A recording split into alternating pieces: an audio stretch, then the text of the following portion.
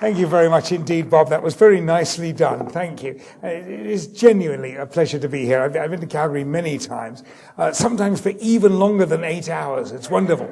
It's absolutely fabulous. And I want to give you the heads up on what I'm going to be talking about. Right, you're the bottom line at the top, as it were, because I'm very aware that it has been a really tough week in many respects, and also that this subject, prostate cancer, that we're supporting tonight, is not something that one could be trivial about. And I'm not ever going to trivialize. And I think that's a very important point to make, that I am very aware of the importance, the gravity of what the subject we're talking about. Nor am I the kind of person, and there has been a sort of spate of them who've suggested that if you laugh and you can somehow make your serious illnesses go away. Bernie Siegel was part of that, Love, Medicine, Miracles. And the idea was that if you could just sort of change your attitude, somehow your cancer would melt away. He was very specific about the cancers in general. Now, I don't want to disparage people like Bernie Siegel in any meaningful context, but I would say that this is, I use a bit of technical jargon that you won't understand because you're not medical oncologists, but that hypothesis of Bernie Siegel's is complete bullshit. That's the word I'm looking at. It's absolute garbage. It isn't true at all. However, I do believe, and this is what I'm going to be building up to. If you're going to fall asleep, by the way, you can, you're allowed to, but I'll give the point of the lecture now, then you can fall asleep and I'll wake you up when we come to a question time. But the point of the lecture is that humor is a normal coping strategy, a normal coping mechanism. It's something that all of us use, all humans use, in order to deal with adversity. It is normal. It is something that everybody can, as it were, be reinforced, can have built up and can use in dealing with horrible things that happen. And what I'm going to be talking about is the use of humor in adversity, when things are going badly to you. And the first point I want to make is moderately, I'm not a psychologist, but some of my best friends are psychologists, psychologists would say that humor is not exactly a universal human trait. Not every single human being has humor. It's like many traits or characteristics like intelligence or height or anything like that. It's distributed in what's called a bell curve like that. So that the vast majority of us, I think it's whatever it is, I think it's 97.5% are within one standard deviation, whatever the hell that means. I mean, I always worried about that. How can you have a standard deviation? I mean, it's a deviation or it isn't, Anyway, we'll worry about that later. But anyway, and 99% are within 3 standard deviations of the median. So the same is true of humor and height and IQ. That there are, in humor, for example, they're right at the top of the curve, there are 2% of people who are sort of humorous all the time. They're sort of firing, fizzing and popping. I'm told that from a friend of mine, John Cleese, who is not such a person, but he tells me that Robin Williams is. And Cleese, finds Robin Williams exhausting. Which may say more about John than it does about Robin, but there we go. Anyway, there's 2 or 3% of the world population who are up here. And then there's like 98% or 97% of the world population that have a reasonable sense of humor. We use it occasionally and find it's quite nice, really. It's sort of that, it's sort of normal thing, like sex, really. And it's interesting that actually after the second child that stops. It's amazing. I've spoken to many married couples about this very subject, and they have all said that after the second child was born, they lost their sense of humor. Which is, you were worried, weren't you? I like that. Anyway, right at the bottom end, there are people, and we all know a few, there are people who have no sense of humor at all, right? We're probably related to that person, But we do know there are people who just basically have concrete, simple interpretations of everything and cannot do the abstract at all. They have no sense of humor whatever. It's almost as if that area of their brain was removed on the third day after birth, or something like that. And psychiatrists have a word for people like this, people who have no sense of humor whatever. And psychiatrists, in the very complex jargon of interpersonal social psychodynamics, they call these people Scottish people. So I had you worried, didn't I? Oh God. And it's, with the exception of the Scottish people who've emigrated to Canada, of course. Yes, I mean, I'm not stupid, even though I'm flying back to Toronto tonight, But the point I'm making, and I will remember it in a minute, I'm sure, is that humor is something that most human beings share, but not everybody. It's not, and I think I'm serious, it's not an intuitive gift that some people have and some people lack. The number of people who lack it is very, very small indeed. And it may well be, as I shall talk about in a few moments, it may be that people with a sort of middle ground sense of humor have a tendency to lose that sense of humor for the time being when things are going really badly. And that's a very important point, that you may be talking to somebody who appears to you to be humorless, but they are not humorless. They are humorless at this instant in this situation. Do you see what I mean? Well, I don't see what I mean, but I'll come back to it in a minute or two. No, I do really. And I would like to propose, and that's what I'm going to be talking about when I start my talk, which I will in a couple of minutes. I would like to propose to you that humor has a structure and a function. I'm going to deal with those two quite separately. I'd like to propose that there is actually a definition of humor. Which is quite interesting, and I'm going to attempt it. By the way, I'm actually quite serious that I've been reading some journals, some sort of neuroscience journals about humor quite recently, because I'm preparing to give a talk on a similar subject in the MD Anderson in Houston in May, I think it is. And I'm just reading some of the background. That nobody has actually, in anything I've read so far, has got a better definition of humor than I have. I think I've actually got a better definition, which I'm going to give you in a moment or two. But one of the articles studied was an article in what was it called? It wasn't in neuroscience, but it's psychological. I can't remember what it was. Anyway, I've got it. But it said humor is a uniquely human characteristic. How do they know that? It is true that Jerry Seinfeld is a stand-up comedian, and most bonobo chimps are not. It's true.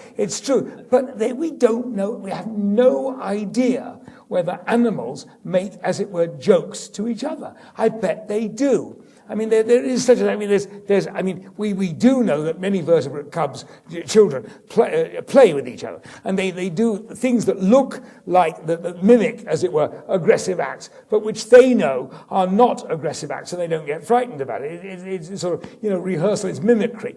It's humor. I bet you that bonobo chimps, who are our nearest relatives in the ape family, apparently, bonobo, they should be called bonobo apes to make them accurate. But bonobo, I bet you they've got a sense of humor. I bet you if you sat around and watched bonobo chimps long enough, as Frans de Waals has, you would actually find them doing things, but they didn't really mean it. Actually, just take a quick time out. There's one little thing about bonobo chimps, which I gathered from Frans de Waals' book about bonobo chimps.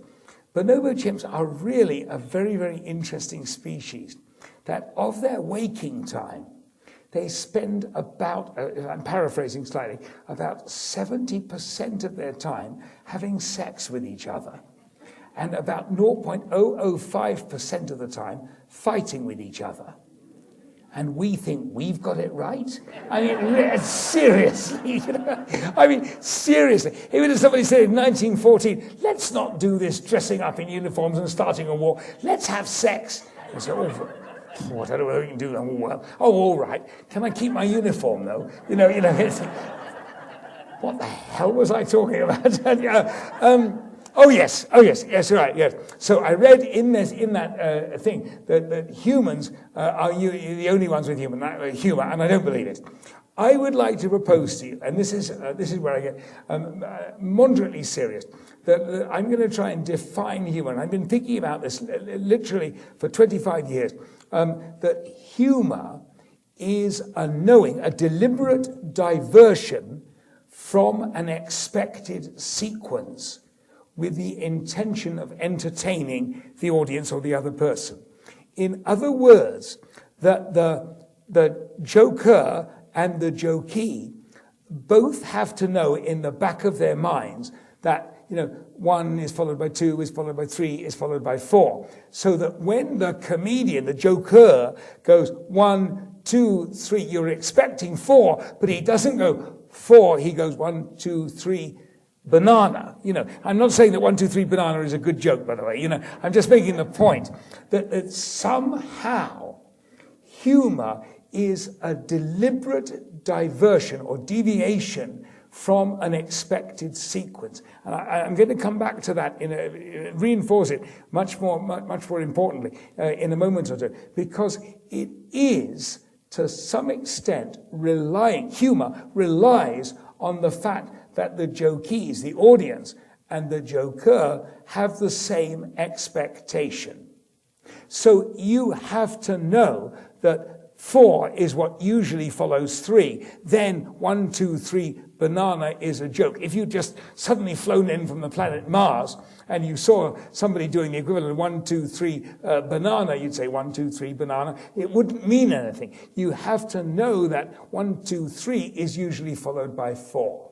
I'm going to do a little experiment with you right now, and I'll just take a little drink of this just to help me. You can talk among yourselves while I do this.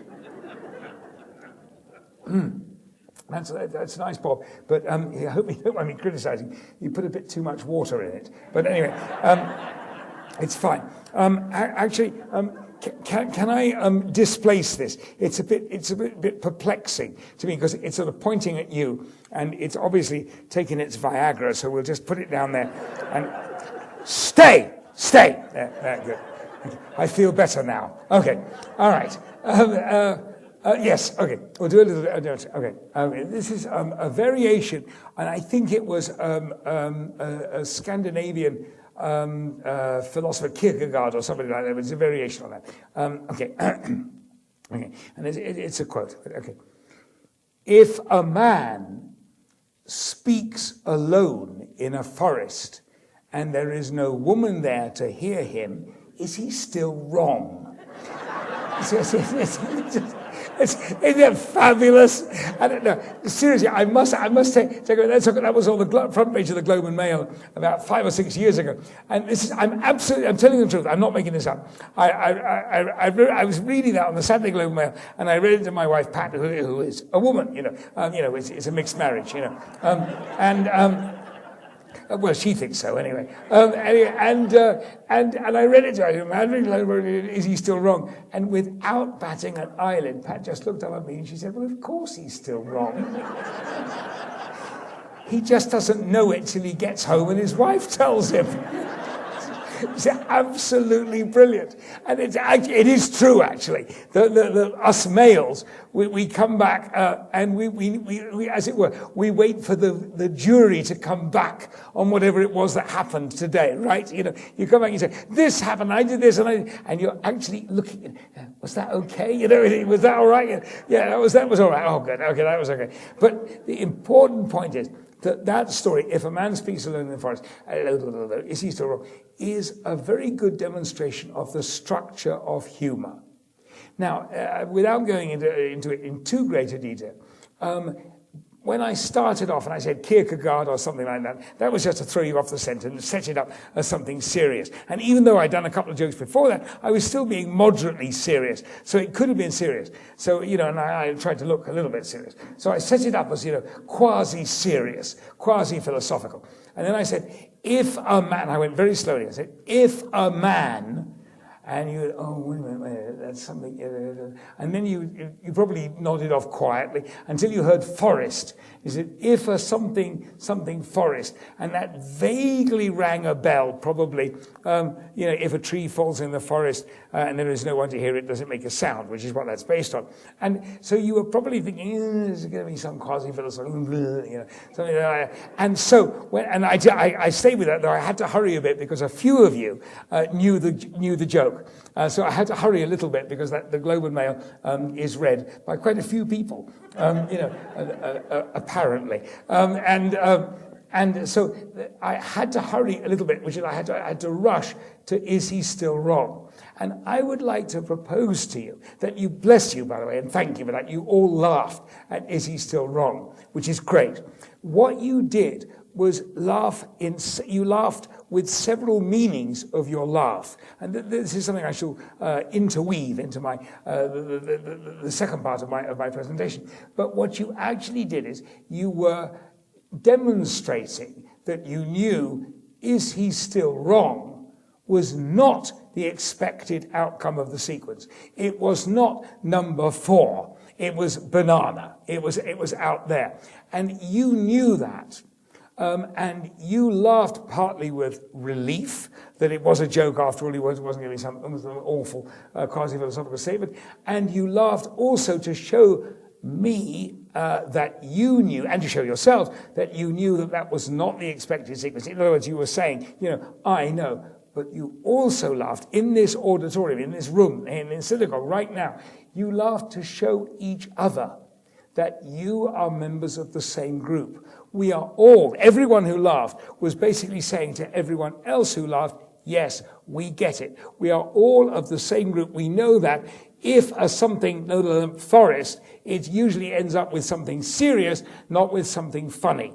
And you actually laughed, as it were, in relief to that comment, but also to show each other that you got the joke. And there's a very important point. You did bonding. You actually bonded with each other at that particular moment, which was quite important indeed. And the other thing is, of course, I don't want to sort of make a big deal about this, but it was, that was, as it were, a sexist or genderist kind of a joke, which you were relieved to note that I am allowed to make that joke because I'm a male. It is permissible for me, as it were, to punch myself on the nose with a gender joke. I don't think, and we should do an experiment one day and find out whether if a woman, there are many brilliant women comedians, if Sandra Shamas told that joke, for instance, would it work in the same way with the audience? And it's very, very interesting that I was actually politically safe in making a denigratory joke about the male gender because I'm male. Okay, if any of you deny that, I can show you chromosome results. It's okay. I've got the tests. But the important point is that what we did there was we went through a structure and then deviated from it. 1, 2, 3, banana. So the structure of humor is a deliberate and knowing deviation from an expected sequence. Now, to some extent, that means you have to trust the joker that he is deliberately and knowingly making a joke. In other words, you have to know that it is not merely embarrassment. If I came onto the stage with my trousers undone, with my flies undone or something, and you thought, he does, by the way, they're not undone. Don't worry, I checked. I'm nervous about these things. But if you didn't know whether I knew, you'd be nervous. And it wouldn't be necessarily funny until I actually demonstrated that I knew and it was a deliberate planned joke. Which is the important thing is that you have to trust the joker that he knows he is making a joke, all right? Which is why that joke about the man speaking alone in the forest worked so well, because before that I did the Scottish joke, right? I did do the Scottish joke, didn't I? Yeah, I think I did. And it was, so what I did is, that was my premium, as it were. I built up a bit of trust for you, so that I established myself as capable of making jokes deliberately, so you weren't nervous, or you weren't that nervous when I said, if a man speaks alone in a forest. I'm sorry, that's all very, very metaphysical. The point I am making is that there has to be a shared expectation. The jokee and the joker both have to expect a given outcome from which the joke actually deviates. Okay? Is that a fair comment? Now, that is the structure of humor. I'll have another slurp of this. So that's the structure of humor. Humor has several different functions, which are quite important indeed. First of all, it is actually an escape. That actually, what it does is change the topic of conversation, which is why, after we have discussed really important or gloomy or serious or grave situations, be it the recession, the situation in Afghanistan, whatever it is, it doesn't matter. After that, we, the jokee and the joker, might knowingly be looking for an escape to talk about something else. And in some respects, a good joke offers a place where you can, as it were, run to avoid continuing the conversation about a grave topic, about a really important subject. If for that reason, humor basically actually acts as an escape mechanism. And I would like to propose to you that not only is it sometimes an escape mechanism, it is almost always a coping mechanism. This is a very important point. Coping strategy. A coping strategy is best defined as anything that reduces anxiety or stress. So in other words, a coping strategy is any mechanism that a person uses, and a bonobo chimp presumably, but that a human being uses in order to cope with something adverse, which is why the commonest subjects of jokes are things that are not intrinsically funny at all in themselves. Apparently, according to stand-up comedians in England, I think it was something high 90s, low 90s, like 93% or something of all jokes are about, now what are they? It's money, illness, sex, children, and mothers-in-law. That's about it. 92% of all jokes are about those subjects. Which was actually, there were 6. Fear of flying was the other one. Fear of flying. So, it's just a universal thing that people are, a lot of people are afraid of flying. So all of those things go together, which was quite a problem for me in my first marriage because my ex was South African. So when we went to visit her mother, my mother-in-law, we had to fly to South Africa. So I was flying to visit my mother-in-law and no sex for at least a week, certainly if my wife found out about it. Anyway, the important point, no, that was a cheap joke, sorry. I can't remember what the important point was. Oh, yes, here's the important point. None of those subjects are funny in themselves. I mean, if you think about it, for example, if there is a son-in-law having an argument with his mother-in-law, with the wife present, it's not funny. It really isn't. Because the daughter, the wife, is caught in a very serious conflict of loyalties between family of origin and family of choice, and so there's a very serious conflict, and there is no intrinsically funny thing. You can't slap your wife or the mother-in-law on the shoulder and say, "Oh, isn't this great? We're going to laugh about this in a few years' time." You aren't. It's not going to happen. It really, really, really isn't. Maybe 3 Christmases from now or something like that, you might be able to refer back and maybe make a joke at a social occasion or whatever it is. But in general terms, there is nothing intrinsically funny about an argument with the mother-in-law or fears about health. I did say health, didn't I? Illness, yeah. There is nothing funny about a fear of illness. There really isn't. I mean, one of the earliest jokes. It's a sort of, it's one of these, I think I was about 6 at the time I heard this. I've never forgotten it, but it was, it demonstrates that it's not real. It's the joke is the surgeon comes round to the patient after the operation and says, I've got bad news and good news. It's one of those jokes, the bad news is we took off the wrong leg. I'm very, very sorry. And even worse, tomorrow we're going to have to go back and take off the other leg. The good news is that the man in the next bed wants to buy your slippers. It's for a 7-year-old, that was pretty good. That's pretty cool, But you can't do that in real life. If there are any are there any orthopedic surgeons in the audience? Sorry, was the question too difficult for you? Sorry, cheap joke about orthopedic surgeons. Yeah, no, but obviously no orthopedic surgeon, no surgeon would ever dream of making a joke like that. That is completely unreal.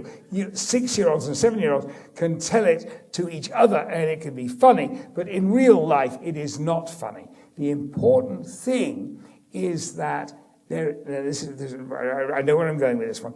There is nothing intrinsically funny about fear of flying, illness, money, sex, mothers-in-law, whatever it is. Nor, and this is my important one, which I'll build in at the end, nor are there any subjects that you cannot ever make jokes about. And I'm going to make that point very clear, that it is not the subject that is either taboo or non-taboo. There is no such thing as a surefire subject for a joke, and there is no such thing as an absolutely always taboo, never ever make a joke about it subject either.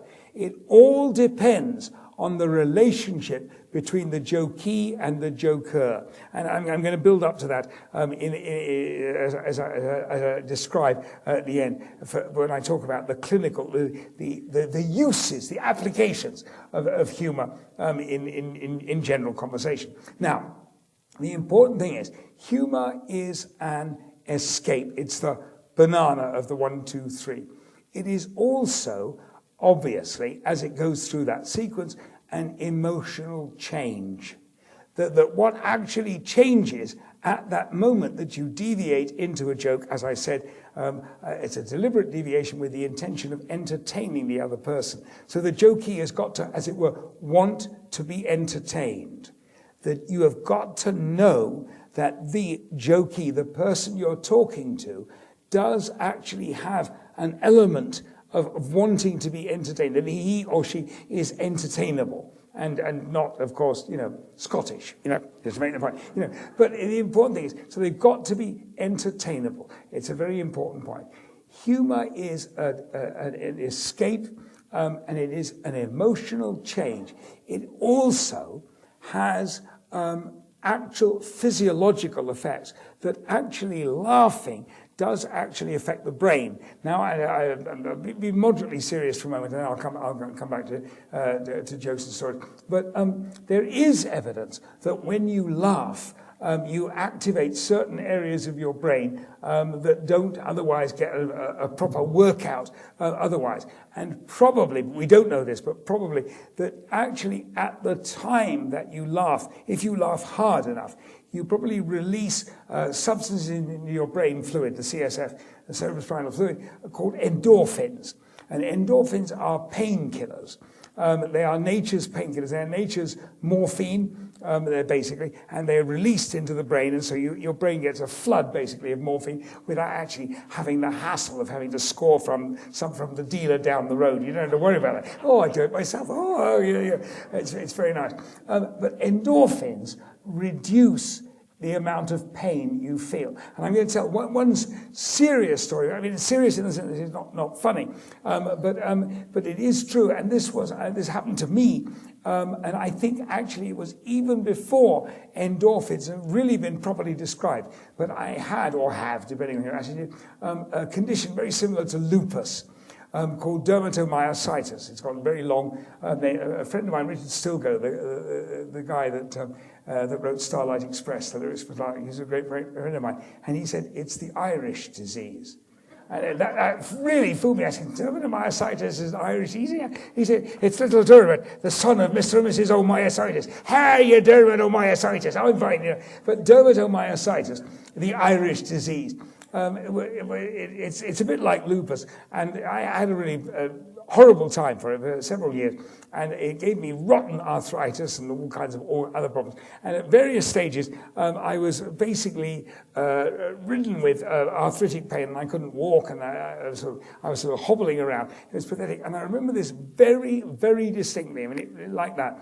We went to see an Italian movie called Bread and Chocolate, and that dates me a little bit. It's actually not a bad movie. I'm not telling you it's the greatest movie in the world, but I think it was very good. It was an Italian comedian called Nino Manfredi as a worker in Switzerland, where they have very high standards of cleanliness.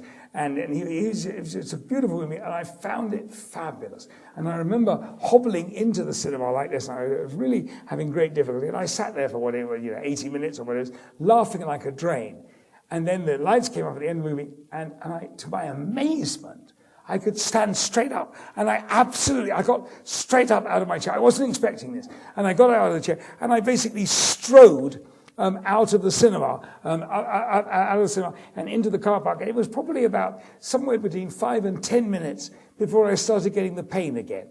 And I knew that I wasn't expecting it, so I knew it wasn't, as it were, psychological, but it was something that was reducing my pain for those 10 minutes or so, which was actually fairly short for endorphins, depending on the circumstances, and depending on the situation. Endorphin relief of pain can actually go on for longer, but I guess it depends how long the stimulus lasts. But it's the reason why, and this is how it was early discovered, why soldiers are so capable of fighting in battle, even after they've been wounded, and they go on fighting, and it's only afterwards, when the battle is finished, that suddenly the leg starts hurting or whatever it is. They feel the pain from the wound. And that is, it's not distraction or anything like that. It's actually endorphins. And actually there are experiments, not with wounds, but you can actually negate the effect of endorphins by giving a chemical called nalorphine, which counteracts endorphins, and you can wipe out the effect of some endorphin-releasing situations, like acupuncture, for example. This is very, very boring, I'm sorry. But anyway, the point I was making is that laughter has, as it were, a physiological mechanism as well as a psychological mechanism. It actually does reduce pain as well as reduce anxiety. Now, there are several circumstances in which humor, as it were, can be used. What do I want to say next? Yes, that's right. I can't read my own writing. Of course I can't read my own writing. I'm a doctor. What can I tell you? Yes. Oh, yes. Yes. That's right, yes. I was so intelligent when I wrote that. That was about 15 minutes ago, actually. Yes. Now I've remembered exactly where I am. Yeah, okay. All of which leads up to this very important point, which is, when is humor safe, as it were? And this is a really important point, particularly in this environment where we're talking. We're talking at the prostate group of Calgary. We're talking about basically dealing with, as I said, illnesses like prostate cancer. There is nothing intrinsically funny, like a fight with a mother-in-law, like anything else. There is nothing intrinsically funny. You cannot come in and make jokes and change the other person's mood. You absolutely cannot in any circumstance, and certainly not if they're worried about health or let's say they've just received a diagnosis of cancer of the prostate. You absolutely cannot do it. Here's rule one, and this is it of humor. You can only use humor after you have acknowledged the emotions that the person is feeling. You have to show that you are aware of what they are experiencing before you go on, if you feel safe to do so, and make a joke. You can never do jokes instead of acknowledging emotion. And this is where I differ very strongly from the Patch Adams, that's his name, the guy who actually did found, still runs, I think, a clinic in the United States called the Gesundheit Clinic, in which he does believe, or certainly in the movie with Robin Williams, he seemed to believe that humor could actually change the nature of the illness and certainly the experience, and that you could inflict it on people.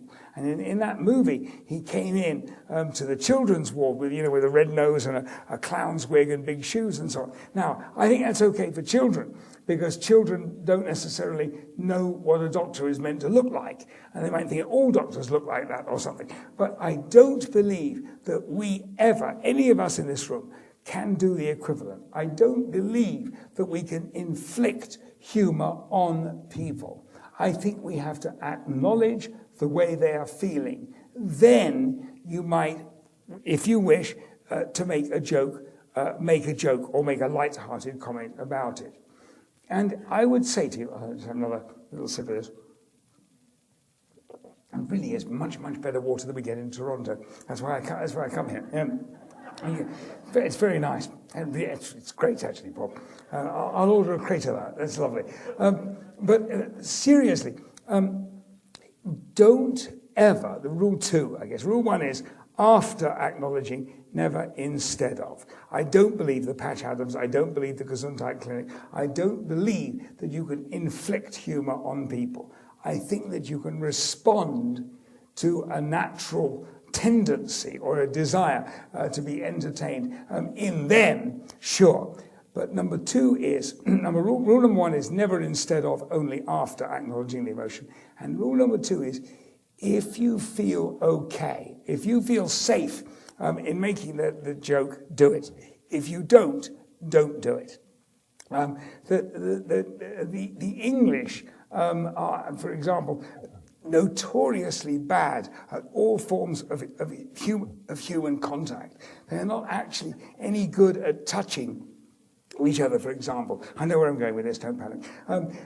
John Cleese called the English the most emotionally constipated nation on this planet. This is absolutely true. I mean, and it's fascinating. The English are exactly not like the Americans. I mean, the Americans are, likely to give you I love you, guy. We're going to have to let you go, but I still love you. They do that all the time. The English are the exact opposite. They're much more likely to say, Doris, we've known each other a very, very long time. We've been dating for nearly 45 years. And I would like to say that I do quite I do quite like you. Yeah. So would you like to marry me? No, I thought not. Yeah.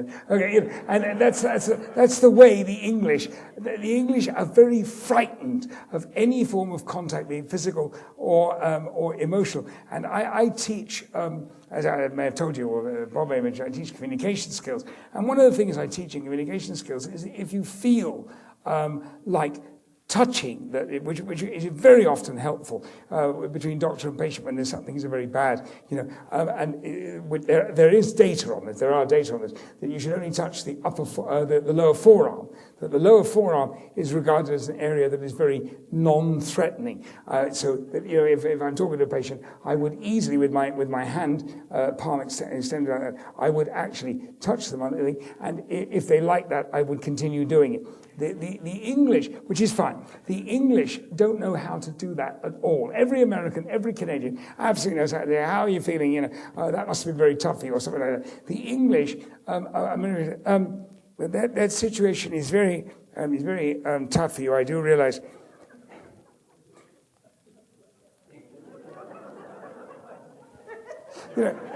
Like it was a dead badger they found at the Red Zone. Oh God, it's alive! Which is not good. My analogy is humor is the same. If you feel uncomfortable, don't do it. Don't do that English sort of thing. Don't, as it were, the humor equivalent of that. If you feel uncomfortable, don't do it. But if you feel comfortable with it, and if you've got some sort of glimmer that the person is actually interested in humor, do it. Now, this happened to me, and there are several points that emerge from this story. One is the taboo that doesn't exist, and the other, is, perhaps the most important one, is the bonding, that a joke that works bonds you and the other person.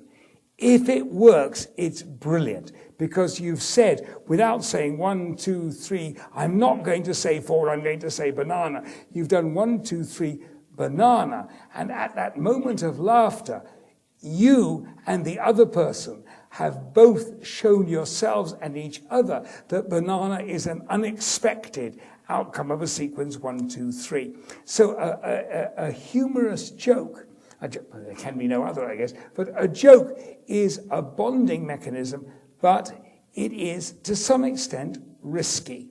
And my analogy, and I think it's a good one, is it's like trying to land an aeroplane on an aircraft carrier. I haven't done this, but from what I understand, it's actually quite difficult to land an aeroplane on an aircraft carrier. You really need to be quite good at flying. You know, you can't just press the button and say, land, I'm tired now, and it'll come. You've got to come in at exactly the right angle, and you've got to come in apparently at a very high speed, relatively speaking, right? Am I correct? And then you've got to basically reduce your speed when you're above the aircraft carrier, not before it, because that's very, very bad, right? And you've got to reduce your speed quite suddenly. And then you've got to basically, it's roughly speaking, stall. And you've got to drop very quickly onto the deck where the hook at the back of the aeroplane hooks onto that little wire, which you hope that the wire guys have stretched out for you. If you haven't, you're SOS, you're out of luck. But anyway, if you do it right, you make good contact with the deck, and the hook meets the wire, and you come to a very safe and steady standstill. The important thing I'm making is that landing an airplane on an aircraft carrier is, relatively speaking, high risk, in the sense you've got to know what you're doing. And I would say that humor is not like that, but you've got to at least have the idea that you're going to be not totally surprised, and you've got to actually, as it were, have some idea that you can and will actually do this. And this has happened. This is a true story. I'm not making this story up. This happened about, I think it was about 4 years ago. As Bob said, I'm a medical oncologist. And that's, by the way, why I'm flying back tonight, because I'm doing clinic in the morning. It's all right. I'm very good at sleeping on aeroplanes. I have a PhD in falling asleep. And I was at medical school. I mean, medical students can sleep anywhere, anytime. They can sleep standing up in the lavatory. I mean, it really... and so I'll be fine. Don't worry about me. Don't worry about my patients tomorrow morning either. What the hell was I talking about? This happened about 4 years ago. And in life, as I said, in my day life, my day job, I'm a medical oncologist.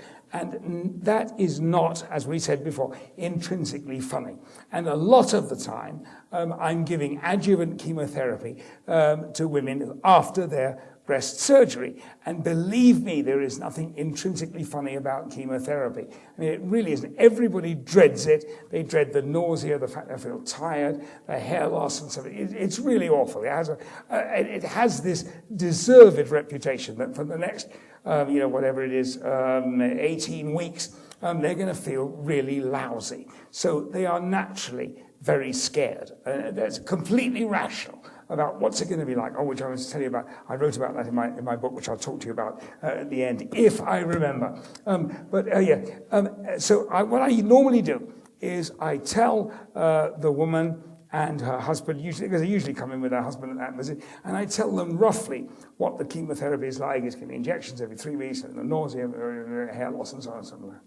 And then I say to them, because they're usually, as we say in English, gobsmacked. I mean, they're usually really very... And I say, look, before we start the therapy next week, before you actually go there, what I usually do is come in and sit down with me and ask me any questions for a couple of minutes, because usually by the time you get to the car park today, there will be a dozen questions which you thought of and you hadn't asked. So we'll do that, and I like to do that. The patient asks me questions. So this time, Mr. and Mrs. Anderson, I will never forget that, both came in looking something worried the week later, and he had a clipboard with about 20 pages of paper. Oh, yeah, exactly, that's what I thought too. Oh, dear. And I thought to myself a word that rhymes with wit.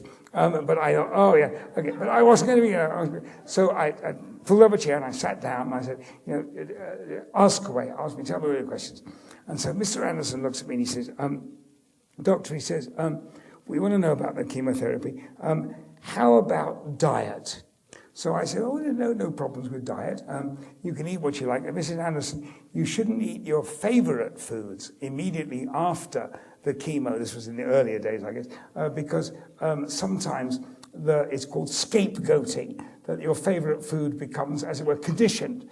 And every time you see your favorite food after that, you feel nauseated. So don't eat your favorite foods in the first 2 days. And he said, oh no, he said, yeah, but that wasn't quite what I meant. I mean, what about, how about strengthening the immune system with diet?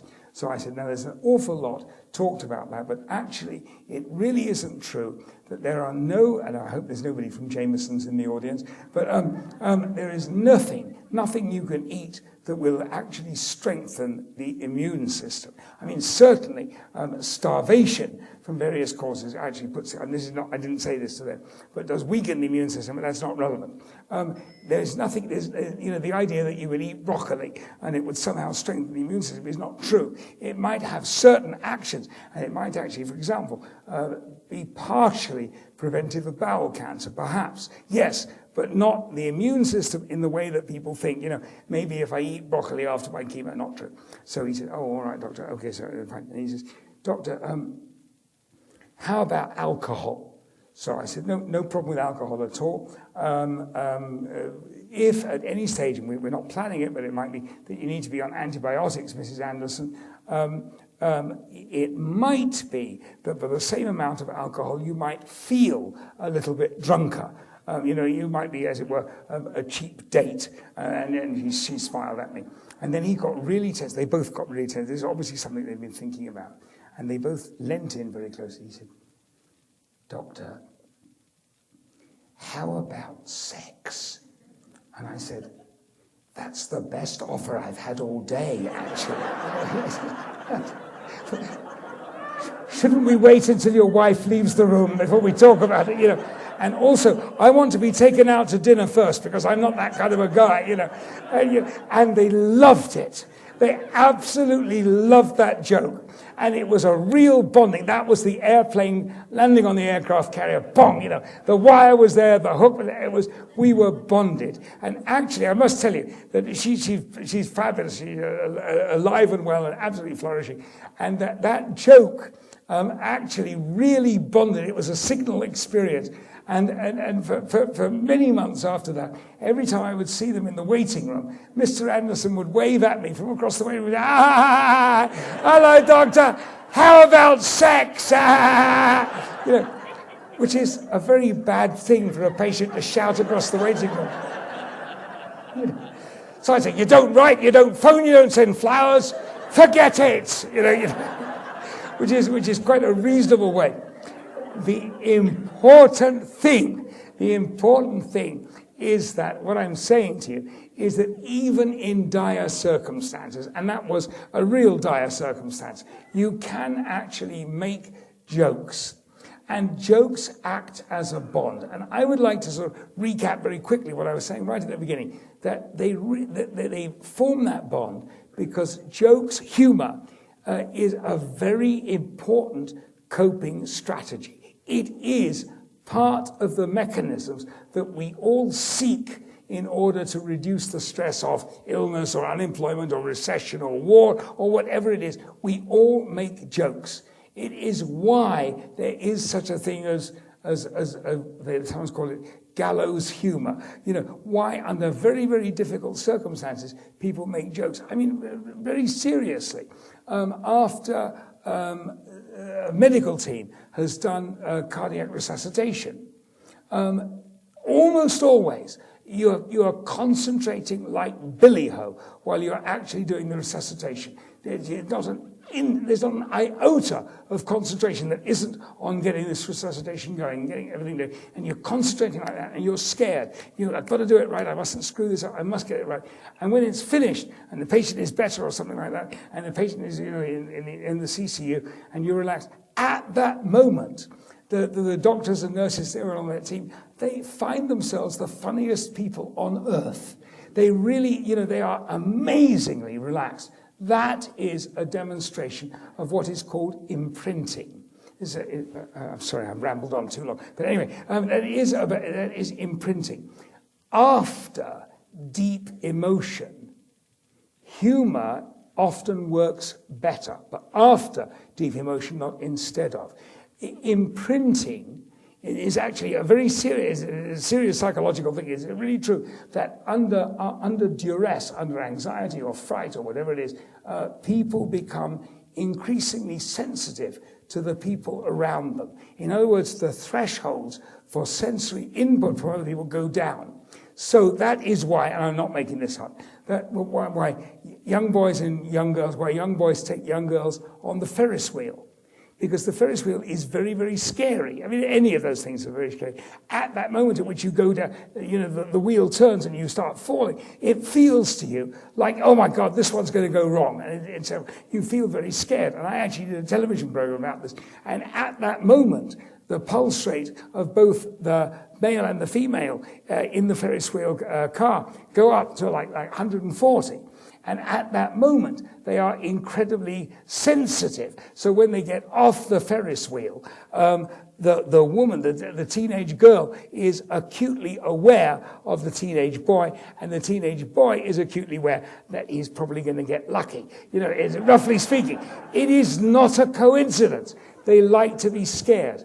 Because during scare, imprinting happens. It is why, this is my theory, there's no evidence for this whatsoever, it is why I believe most surgeons are married to people who were nurses in the OR alongside, certainly in England anyway, that most surgeons but used to be anyway, married to the OR nurse, the scrub nurse, who was with him during moments of incredible stress and duress.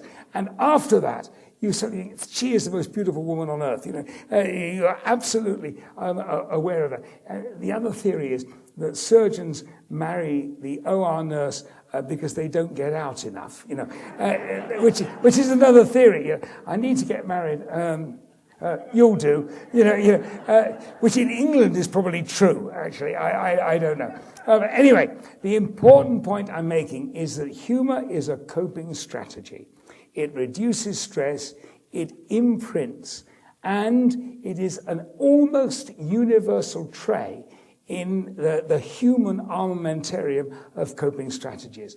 We can all do it after acknowledging the emotion. After the emotion has been acknowledged, almost anything will be acceptable. It must never be used instead of. And to put it very, very simply, at the right moment, after acknowledging emotion, laugh, and the world will, with a bit of luck, laugh with you. The last part of that is love, and you love alone, which may or may not be true. Thank you very much indeed. Thank you.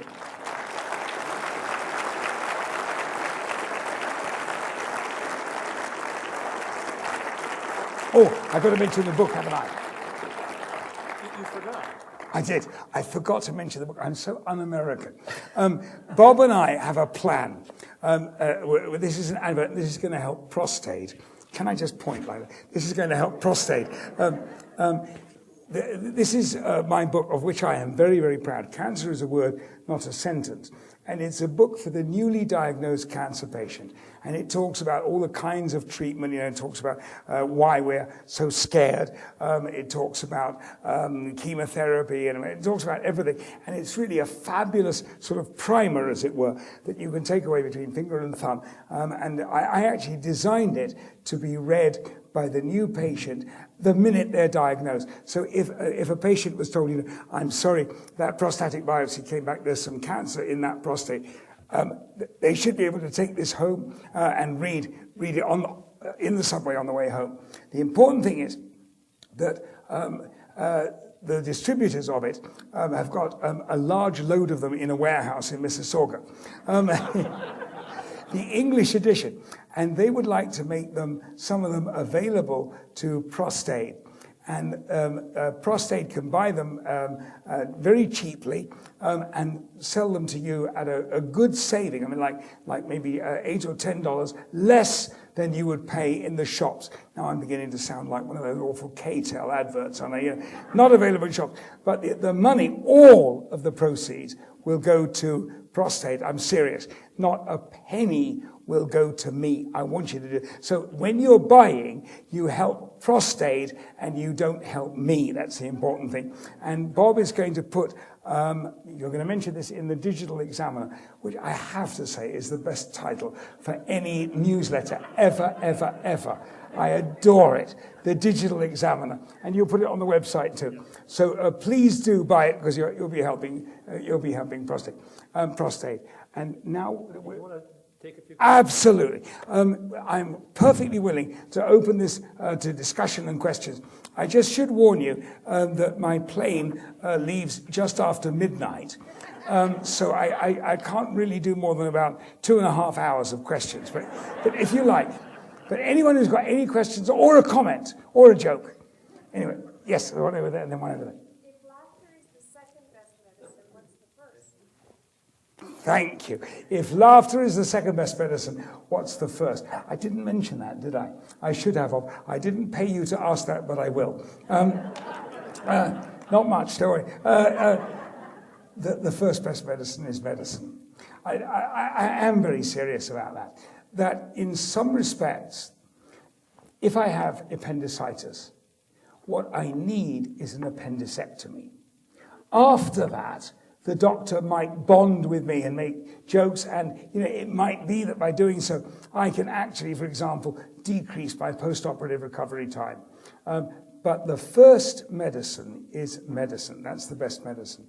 What you need is not an alternative medicine, as it used to be called. It may well be that many complementary remedies help you, and humor is to some extent a complementary medicine. It adds to the effect of what you're being given. It makes it easier for you to cope with the side effects of your treatment. It makes it easier, as I demonstrated, to get over the symptoms of your illness and so on.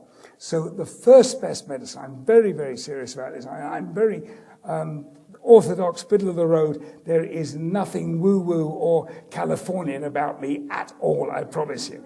I'm very serious. The first best medicine is medicine. After that, not instead of that, the doctor has an obligation to make a relationship with the patient.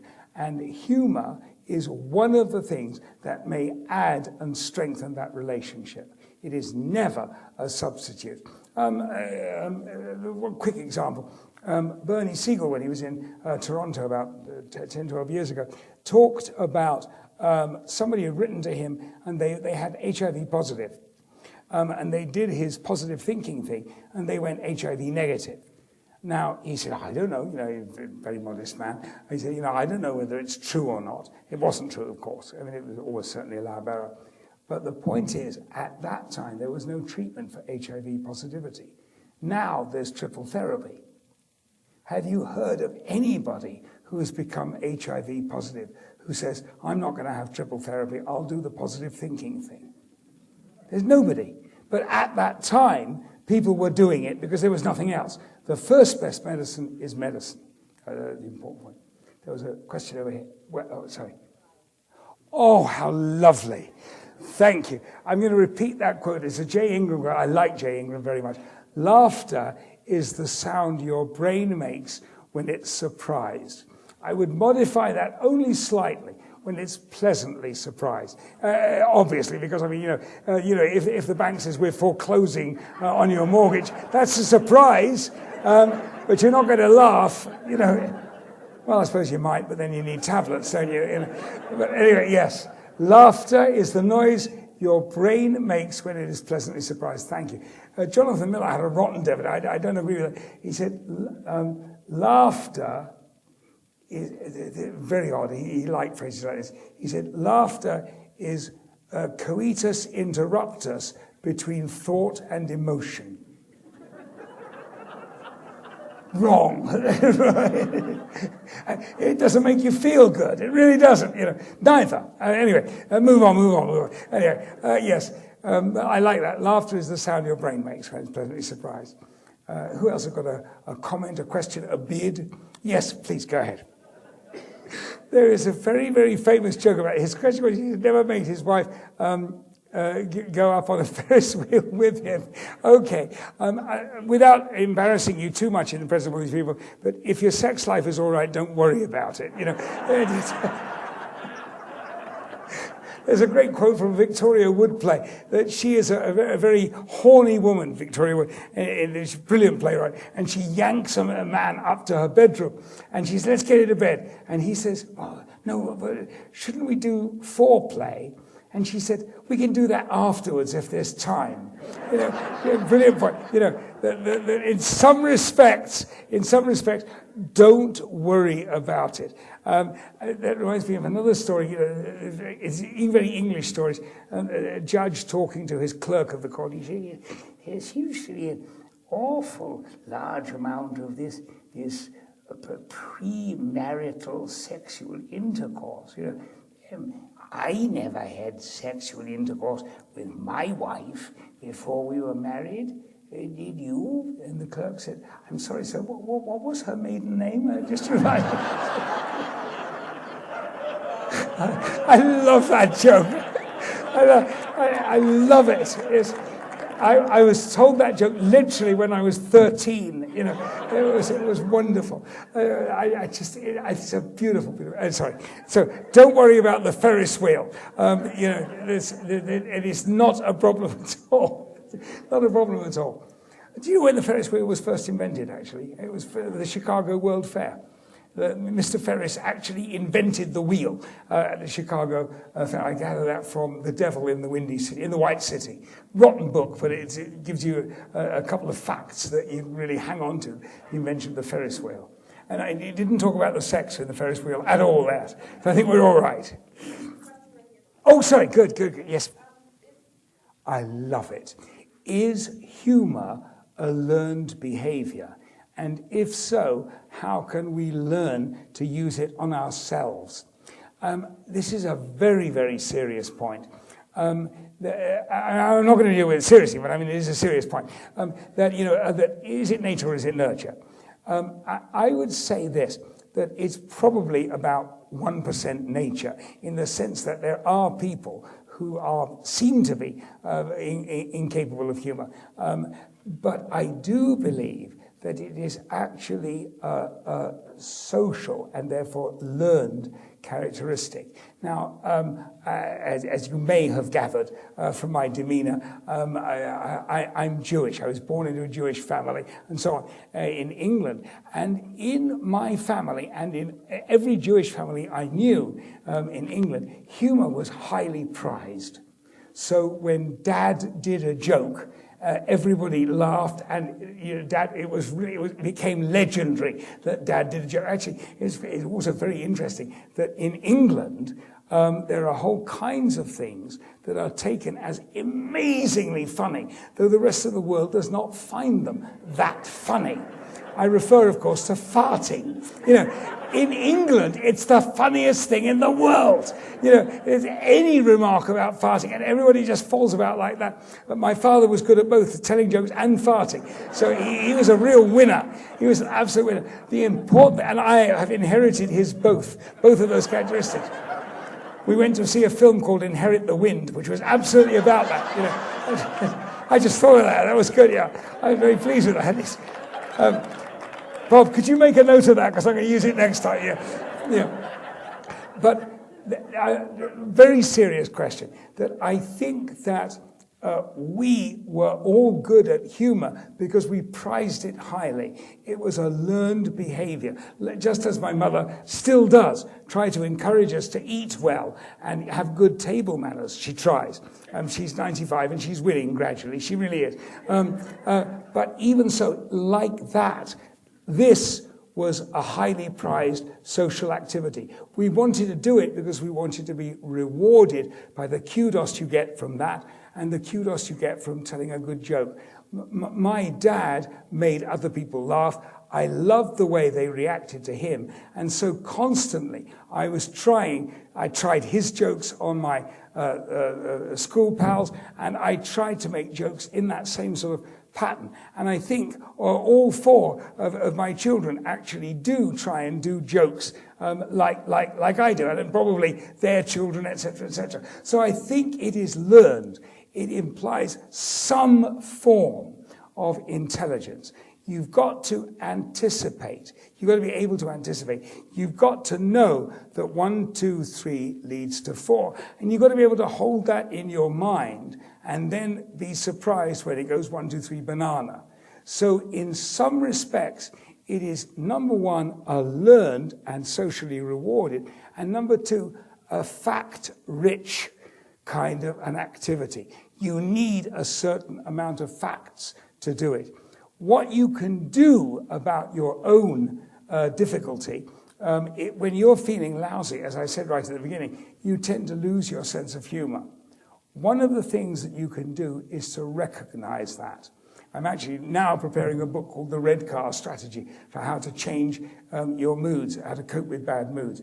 That you actually recognize that you're feeling tense or sorry. And if you can say to yourself, as an English friend of mine, John Cleese's secretary, actually, an administrative assistant, she used to say, I'm losing my sense of humor about this.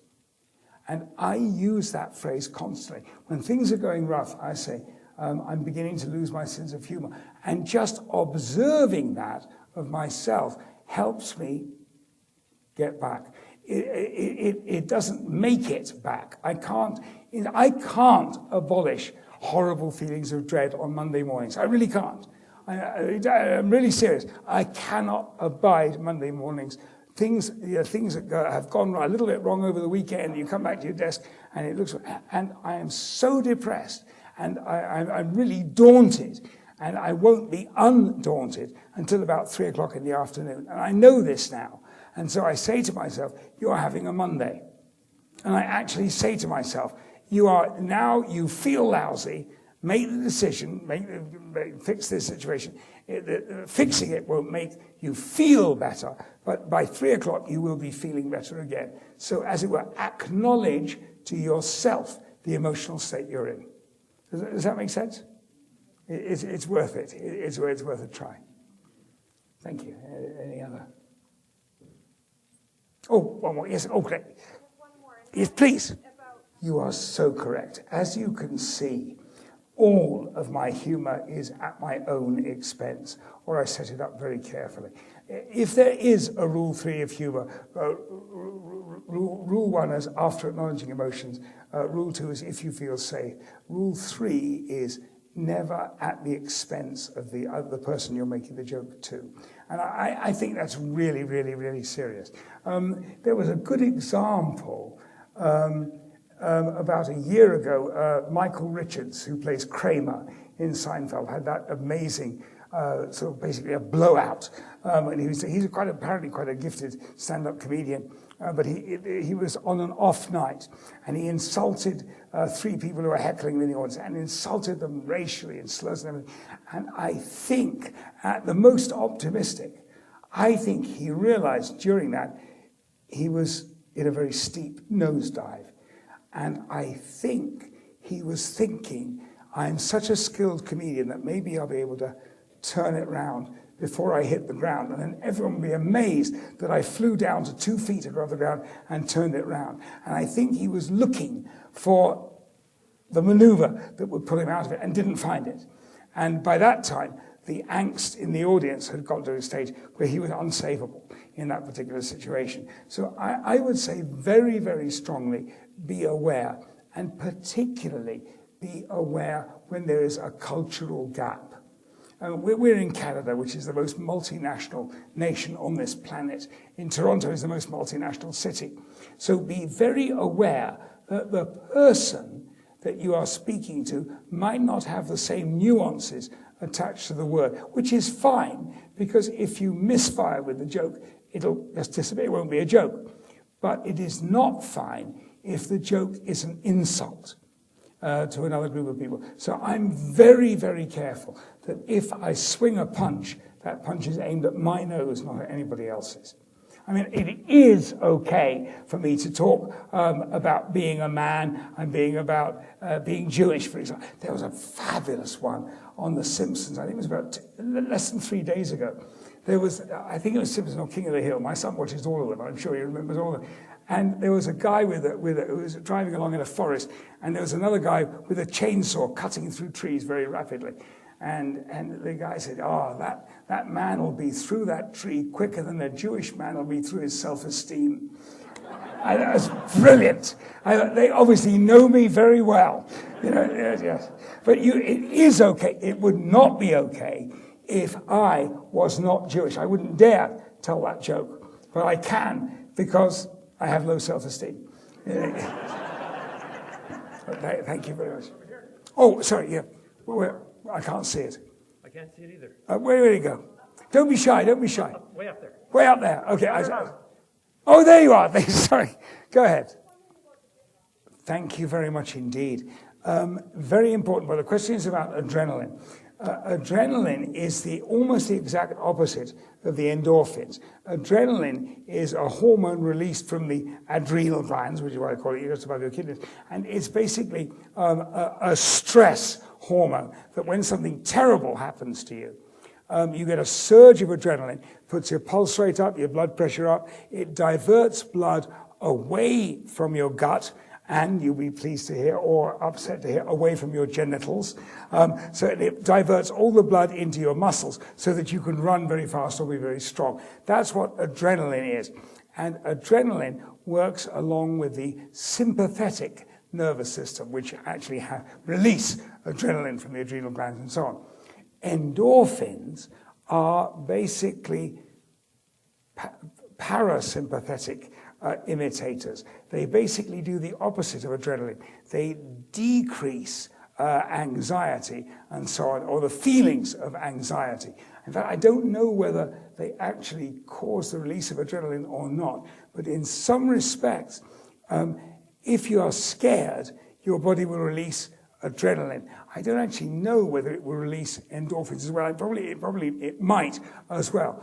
But in some respects, when you laugh, you are actually in an anti-adrenergic kind of a situation. So the two, as it were, combine, but as opposites. They are truly dialectic, if you see what I mean. So in some respects, when you're scared, you have that hollow feeling. You call it gut wrenching, which is exactly what it is, because your gut is not getting the right blood supply, because all your blood is being diverted to your muscles and things that you can translate into action. If you are actively engaged in endorphins, then with a bit of luck, your blood supply should be pretty good in both the bowel and the genitals, which is why it's a very good idea not to have dinner before sex. Or is it the other way around? I can never remember. Anyway, one or the other. More research is clearly needed. We'll talk over the dessert. Thank you very much indeed. On that note, don't go away. I won't go. Okay. Thank you very much, Dr. Buckman.